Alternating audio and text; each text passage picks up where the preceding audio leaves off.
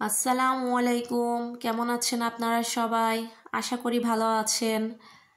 তো আজকে আমি বানাবো সিম ভর্তা। ভর্তাটা বানানোর জন্য প্রথমে আমি সিমগুলো ভালো করে বেছে আঁশ ফেলে দিয়ে ধুয়ে নিয়েছি। এবার একটা কড়াইতে পরিমাণ মতন পানি দিয়ে তার মধ্যে সিমগুলো দিয়ে নিচ্ছি পরিমাণ মতন লবণ এবং দিয়ে নিব অল্প পরিমাণের হলুদ। এরপরে এটাকে নেড়েচেড়ে আমি ঢাকনা দিয়ে ঢেকে দিব সিদ্ধ না হওয়া পর্যন্ত। কিছুক্ষণ পরে ঢাকনা তুলে দেখে নিব সিদ্ধ হয়েছে কি না। সিদ্ধ হয়ে গিয়েছে। এখন নেড়েচেড়ে পানিটা শুকিয়ে নিয়েছি। অন্য একটা কড়াইতে পরিমাণ মতন সরিষার তেল দিয়ে নিয়েছি। এর মধ্যে আমি 4টে শুকনো মরিচ দিয়ে ভালো করে ভেজে নিব। আপনারা চাইলে মরিচটা বেশি কম দিতে পারেন। মরিচটা ভেজে তুলে নিব। এর মধ্যে আমি দিয়ে দিচ্ছি রসুন কুচি এবং পেঁয়াজ কুচি। আমি এখানে 5 কোয়া রসুন কুচি এবং 2টা পেঁয়াজ কুচি দিয়ে নিয়েছি। পেঁয়াজ এবং রসুনটাকে ভেজে নিব যাতে পেঁয়াজ এবং রসুনের কাঁচা গন্ধটা না থাকে।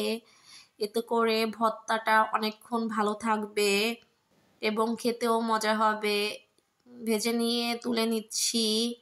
এবার দিয়ে নিব আগে থেকে সিদ্ধ করে রাখা সিম।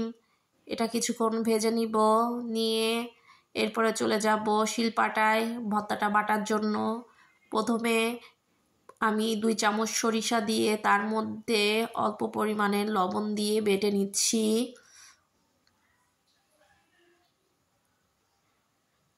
এই ভর্তাটা শিলপাটায় বাটলেই স্বাদটা ভালো হয়। আপনারা চাইলে ব্লেন্ডারেও করতে পারেন, কিন্তু শিলপাটায় ভর্তাটা ভালো হয়। এরপরে আমি শুকনো মরিচ দিয়ে ভালো করে বেটে নিচ্ছি এবং দিয়ে নিচ্ছি আগে থেকে ভেজে রাখা পেঁয়াজ রসুন দিয়ে বেটে নিব।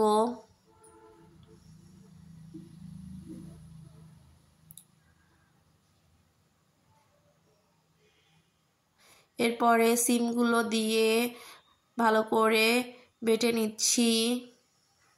সবগুলো উপকরণ একসাথে আবার বেটে নিব। এরপরে এর মধ্যে দিয়ে দিব কিছুটা পরিমাণে কাঁচা সরিষার তেল দিয়ে মেখে নিব।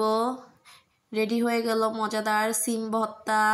গরম গরম ভাতের সাথে এই ভর্তাটা খেতে কিন্তু দারুণ লাগে। ভালো থাকবেন আপনারা সবাই। আল্লাহ হাফেজ।